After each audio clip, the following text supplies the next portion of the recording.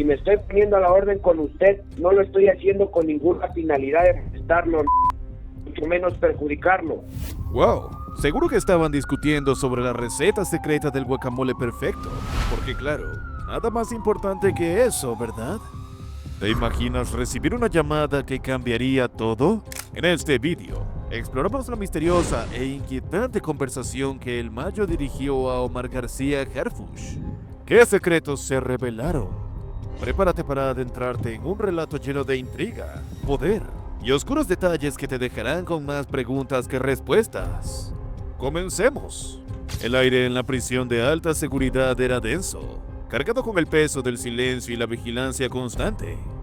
Entre los muros de concreto y las rejas de acero, Ismael El Mayo Zambada, uno de los narcotraficantes más buscados del mundo, se movía como un fantasma. A pesar de estar encerrado, su influencia se extendía más allá de las paredes de su celda. Era un hombre que había construido un imperio basado en la astucia, la traición y el poder. Pero ahora, encerrado y rodeado de enemigos, su mente maquinaba un plan audaz. No era un hombre que aceptara la derrota, no mientras aún tuviera aliento y conexiones. En una celda aparentemente común, el Mayo recibió un pequeño dispositivo, un teléfono irrastreable, producto de sobornos y contactos dentro del sistema penitenciario. El dispositivo había llegado a través de un guardia corrupto, uno de los muchos que el Mayo tenía en su nómina. A cambio de dinero y promesas de protección para su familia, el guardia había arriesgado su vida para entregarle el teléfono. Era un riesgo calculado, pero el Mayo sabía que en el mundo del narcotráfico, la lealtad se compraba con favores y amenazas. Era un artefacto pequeño, pero en sus manos se convertía en un arma letal. Con dedos firmes, marcó un número que solo unos pocos conocían. Del otro lado de la línea, Omar García Harfuch, el secretario de Seguridad Ciudadana de la Ciudad de México, escuchó el tono de llamada en su teléfono personal. No era un número que reconociera, pero algo en su instinto le dijo que no debía ignorarlo.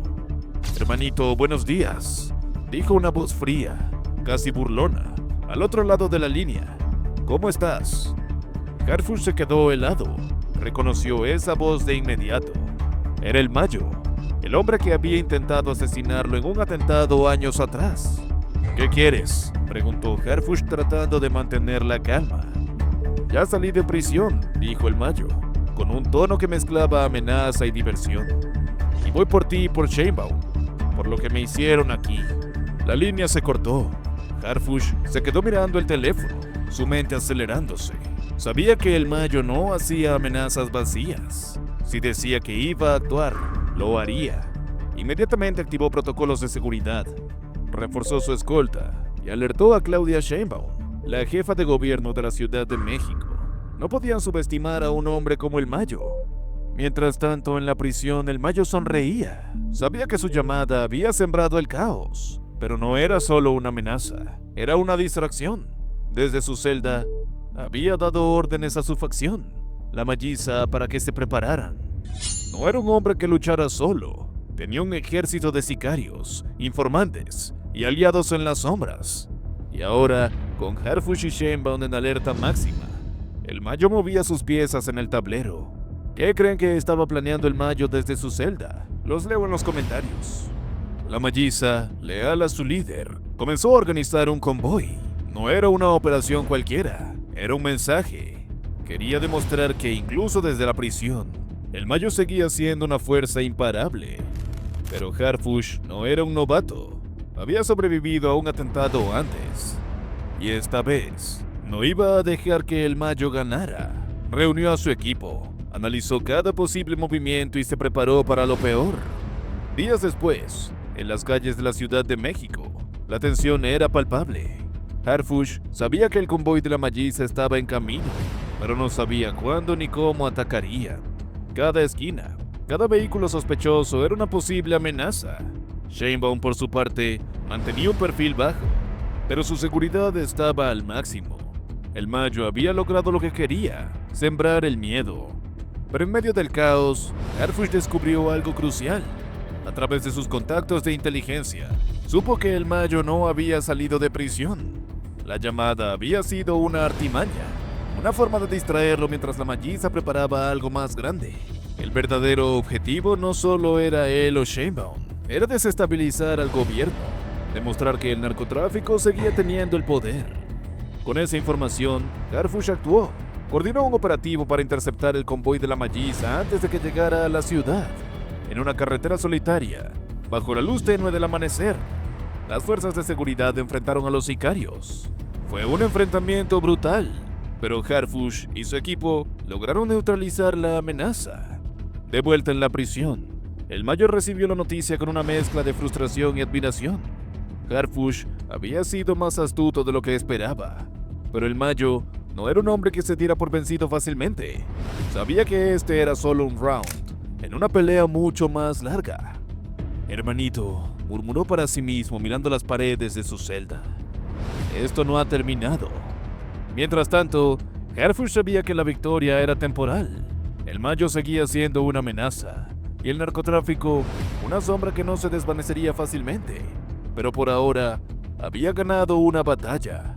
Y en un mundo donde el poder se medía en sombras y secretos, eso era suficiente. La llamada del Mayo había sido el inicio de un juego mortal, un recordatorio de que, en la guerra contra el crimen organizado no había victorias definitivas, solo momentos de respiro antes de la siguiente tormenta. Y Harfuch, con el peso de su cargo y la sombra del Mayo sobre él, sabía que debía estar listo para lo que viniera. El juego de sombras continuaba.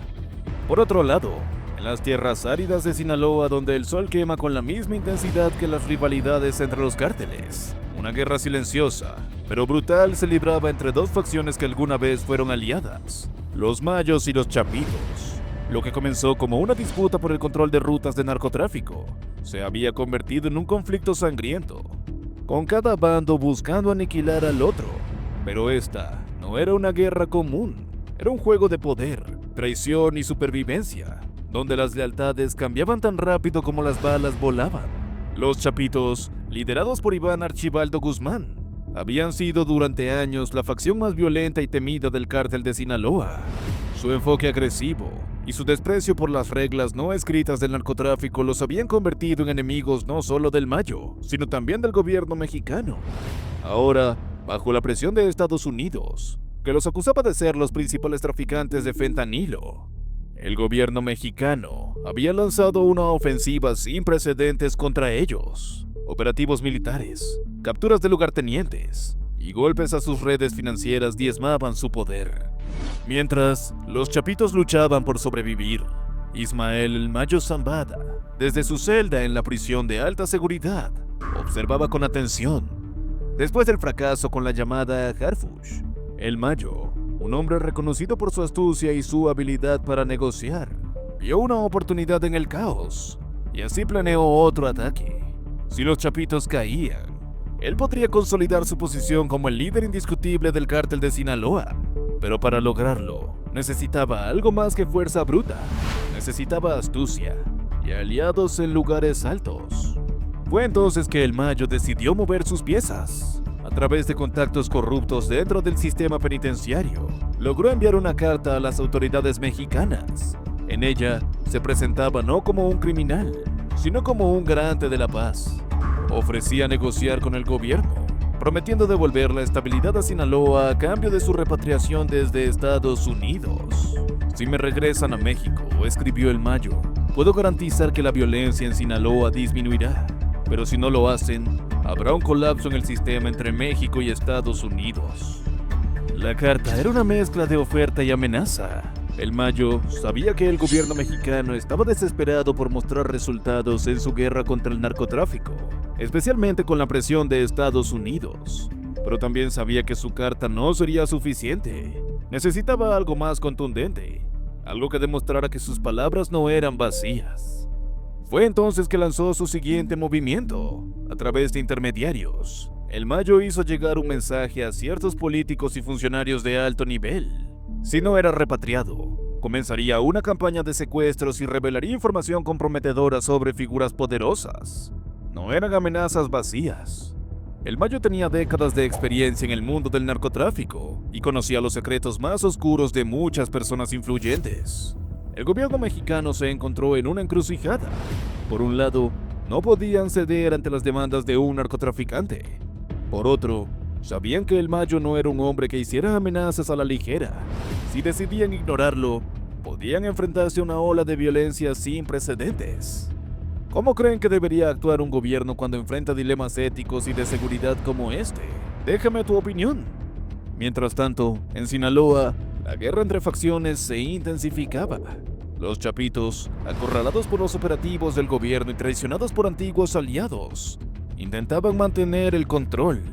Iván Archibaldo Guzmán, conocido por su temperamento explosivo, ordenó una serie de ataques contra la Malliza, la facción leal al Mayo, pero cada golpe que daban los chapitos parecía debilitarlos más. El Mayo, desde su celda, seguía dirigiendo a su facción con mano firme, a través de mensajes cifrados y reuniones secretas. Coordinaba ataques contra los chapitos y reforzaba su posición como el líder indiscutible del cártel. Pero su verdadero objetivo no era solo derrotar a los chapitos, era asegurar su libertad. En la Ciudad de México, Omar García Harfuch, el secretario de Seguridad Ciudadana, recibió una copia de la carta del Mayo. La leyó con atención, analizando cada palabra. Sabía que el Mayo no era un hombre que actuara por impulso. Cada movimiento, cada palabra tenía un propósito. Esto no es solo una amenaza, le dijo Harfuch a su equipo. Es un juego de poder. El Mayo quiere que el gobierno elija entre negociar con él o enfrentar las consecuencias. Harfuch sabía que no podía ceder ante las demandas del Mayo, pero tampoco podía ignorarlo. Decidió actuar de manera estratégica, reforzando la seguridad en puntos clave y aumentando la presión sobre los chapitos. Si el Mayo quería jugar al ajedrez, Harfuch estaría listo para mover sus piezas. En Sinaloa, la violencia continuaba. Los enfrentamientos entre la Malliza y los chapitos dejaban un rastro de sangre y destrucción. Pero en medio del caos, el Mayo seguía tejiendo su red de poder. Sabía que para ganar esta guerra, no solo necesitaba derrotar a sus enemigos, sino también asegurarse de que el gobierno mexicano viera en él una solución, no un problema. Finalmente, el gobierno mexicano tomó una decisión. No podían ceder ante las demandas del Mayo, pero tampoco podían ignorar la amenaza que representaba. Decidieron aumentar la presión sobre ambas facciones, buscando debilitarlas lo suficiente como para que ninguna pudiera dominar. El Mayo, al enterarse de la decisión del gobierno, sonrió en su celda. Sabía que este era solo el comienzo. La guerra entre facciones no terminaría pronto, y él seguiría siendo un jugador clave en este juego de poder y traición. Hermanito, murmuró para sí mismo. Esto no ha terminado, se volvió a decir. Mientras tanto, Harfuch y su equipo seguían trabajando, sabiendo que la lucha contra el narcotráfico era una batalla que no se ganaría de la noche a la mañana, pero estaban decididos a seguir adelante, sin importar las sombras que se interpusieran en su camino. En el mundo del narcotráfico, donde las lealtades eran frágiles y las traiciones eran moneda común, el juego de poder y traición continuaba. Y en medio de todo, el Mayo, desde su celda, seguía moviendo sus piezas, esperando el momento adecuado para dar su próximo golpe. La guerra de las sombras no tenía fin, y cada jugador sabía que en este juego solo habían dos opciones: ganar o morir. Mientras tanto, en las montañas de Sinaloa, donde el aire está cargado de polvo y secretos, la guerra entre los cárteles había alcanzado un punto crítico. Iván Archibaldo Guzmán, conocido como el Chapito, líder de los chapitos y heredero del imperio de su padre Joaquín El Chapo Guzmán, estaba acorralado. El gobierno mexicano, con el respaldo implacable de Estados Unidos, había lanzado una ofensiva sin precedentes contra su facción. Operativos militares, inteligencia compartida y una red de informantes habían diezmado su organización. Ahora, Iván Archibaldo era el hombre más buscado de México y su captura parecía inminente. Mientras, los helicópteros surcaban el cielo de Sinaloa y los soldados patrullaban las carreteras, Ismael el Macho Zambada, desde su celda en una prisión de alta seguridad, observaba el desarrollo de los eventos con una mezcla de satisfacción y preocupación. La caída de los chapitos era una oportunidad para consolidar su poder, pero también una amenaza. Si Iván Archibaldo era capturado, el gobierno podría volver su atención hacia él. El Mayo sabía que no podía confiar en nadie, ni siquiera en sus propios aliados. Fue entonces que el Mayo decidió actuar. A través de contactos corruptos dentro del sistema penitenciario, logró enviar un mensaje a su facción, la Malliza. Las órdenes eran claras: preparar un operativo masivo para desviar la atención del gobierno y demostrar que, incluso desde la prisión, el Mayo seguía siendo una fuerza imparable. No podemos dejar que los chapitos caigan sin más, dijo el Mayo a sus lugartenientes. Si el gobierno los elimina, seremos los siguientes. Debemos actuar antes de que sea demasiado tarde. Por otro lado, en la Ciudad de México, Omar García Harfuch, el secretario de Seguridad Ciudadana, recibía informes de inteligencia sobre los movimientos de la Malliza. Sabía que el Mayo no era un hombre que actuara por impulso. Cada movimiento, cada palabra tenía un propósito. Y ahora, con la captura de Iván Archibaldo al alcance de la mano, Harfuch no podía permitirse distracciones. El Mayo está jugando al ajedrez, le dijo Harfuch a su equipo. No podemos subestimar sus movimientos.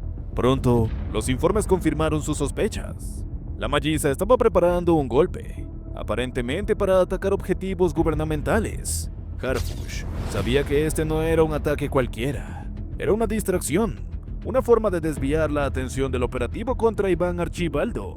No podemos caer en su trampa, dijo Harfuch. Debemos interceptar ese golpe, pero sin descuidar la captura de Iván Archibaldo. Con esa decisión, Harfuch dividió a su equipo.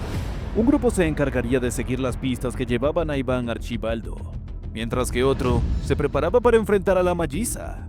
Fue una jugada arriesgada, pero Harfuch sabía que no podían permitirse perder en ninguno de los frentes. En las montañas de Sinaloa, Iván Archibaldo Guzmán se movía como un animal acorralado. Sabía que el gobierno estaba cerca y que cada minuto que pasaba aumentaba el riesgo de ser capturado. Pero Iván no era un hombre que se rindiera fácilmente. Con la ayuda de un pequeño grupo de leales, intentó escapar a través de una red de túneles secretos, una táctica que su padre había usado en el pasado. «No me van a atrapar», murmuró Iván mientras avanzaba por el túnel. «No como mi padre». Pero el gobierno mexicano estaba preparado. Gracias a la inteligencia proporcionada por Estados Unidos, los soldados habían descubierto la entrada del túnel y estaban listos para interceptar a Iván. Era un enfrentamiento breve pero intenso.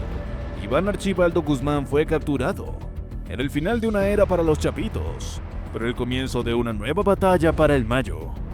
Mientras las noticias de la captura de Iván Archibaldo se difundían, el Mayo recibió la información con una mezcla de alivio y preocupación. Sabía que la caída de los chapitos fortalecería su posición, pero también entendía que el gobierno no se detendría ahí. «Hermanito», murmuró el Mayo, mirando las paredes de su celda. «Ahora es mi turno». Pero el Mayo no estaba dispuesto a esperar a que el gobierno actuara. A través de sus contactos, ordenó a la Malliza que llevara a cabo el operativo masivo que habían estado preparando. El objetivo era claro: atacar instalaciones gubernamentales y sembrar el caos, demostrando que el Mayo seguía siendo una fuerza a tener en cuenta. Sin embargo, Harfuch y su equipo estaban un paso adelante. Gracias a la inteligencia recopilada, lograron interceptar los movimientos de la Malliza en el último momento. Era una carretera solitaria, bajo la luz tenue del amanecer. Las fuerzas de seguridad enfrentaron a los sicarios en un tiroteo intenso. Fue una batalla feroz, pero al final, Harfuch y su equipo lograron neutralizar la amenaza. «El Mayo pensó que podía distraernos», dijo Harfuch mientras revisaba los restos del convoy, «pero subestimó nuestra determinación». De vuelta a la prisión, el Mayo recibió la noticia con una mezcla de frustración y admiración. Sabía que Harfuch no era un oponente fácil, pero también entendía que este era solo un round en una pelea mucho más larga. «Hermanito», murmuró el Mayo con una sonrisa fría, «esto no ha terminado». Mientras tanto, en la Ciudad de México, el gobierno celebraba la captura de Iván Archibaldo como una victoria histórica. Pero Harfuch sabía que la lucha contra el narcotráfico estaba lejos de terminar. El Mayo seguía siendo una amenaza, y su facción, la Malliza, no se rendiría fácilmente. «Esto es solo el comienzo», dijo Harfuch a su equipo. «El Mayo no se detendrá, y nosotros tampoco podemos hacerlo». En las sombras, el juego de poder y traición continuaba. El Mayo, desde su celda, seguía moviendo sus piezas, esperando el momento adecuado para dar su próximo golpe. Y Harfuch, con el peso de su cargo y la sombra del Mayo sobre él, sabía que debía estar listo para lo que viniera. La captura de Iván Archibaldo Guzmán, líder de los Chapitos, había sido celebrada como una victoria histórica para el gobierno mexicano. Los titulares de los periódicos proclamaban el fin de una era, y las autoridades se jactaban de haber asestado un golpe decisivo al narcotráfico. Pero en las sombras, lejos de las cámaras y los discursos triunfales, la realidad era mucho más compleja. Ismael El Mayo Zambada, desde su celda en una prisión de alta seguridad, sabía que la guerra estaba lejos de terminar. El Mayo no había logrado la repatriación desde Estados Unidos, a pesar de su llamada a Harfuch, producto de la combinación de astucia, sobornos y amenazas veladas, y su carta, enviada a las autoridades mexicanas, no había surtido efecto ninguna de sus estrategias, esperando a pesar que en ella se presentaba no como un criminal, sino como un garante de la paz, ofreciendo negociar a cambio de su repatriación. Sin embargo, el gobierno no cedió debido a la presión internacional y el temor a un colapso en las relaciones con Estados Unidos. Esto había hecho que la extradición se pospusiera indefinidamente. Ahora, Mayo debía enfrentar su realidad. Su facción, la Chapiza, había quedado debilitada tras el fallido ataque contra el gobierno. El operativo masivo que había ordenado para distraer la atención de la captura de Iván Archibaldo había sido interceptado por Omar García Harfuch y su equipo.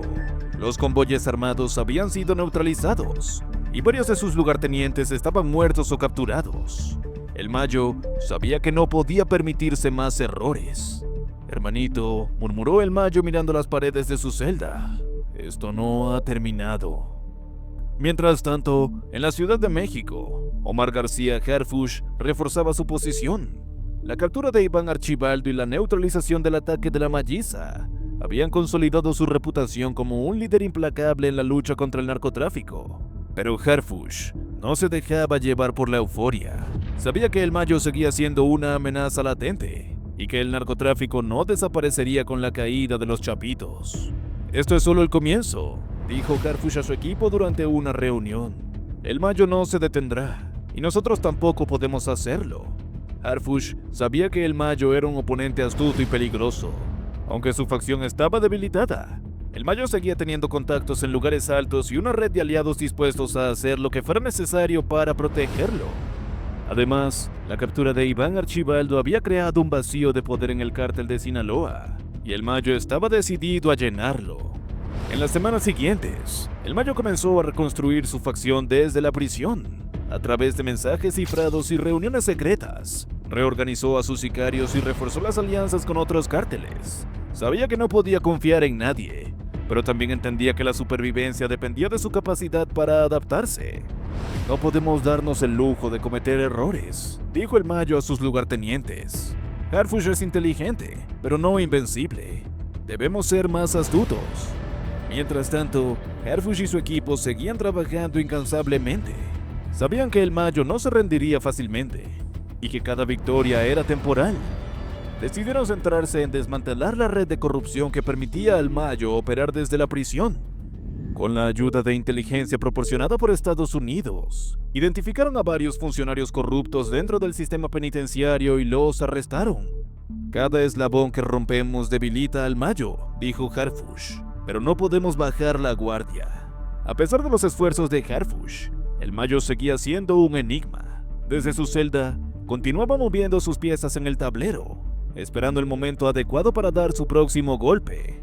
Sabía que el gobierno mexicano estaba desgastado por la guerra contra el narcotráfico y que eventualmente tendrían que negociar con él.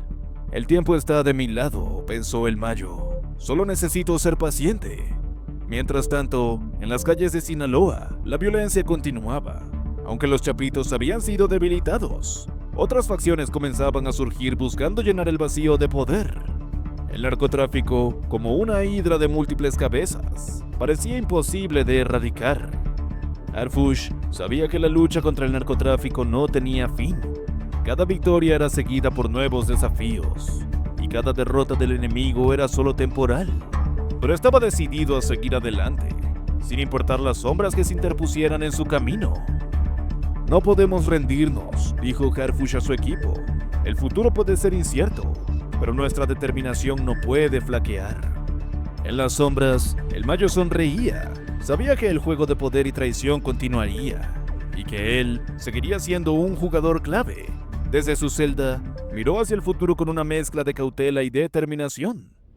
en las tierras áridas de Sinaloa, donde el sol quema con la misma intensidad que las rivalidades entre los cárteles. El cártel de Sinaloa, otrora una organización imparable, enfrentaba su declive.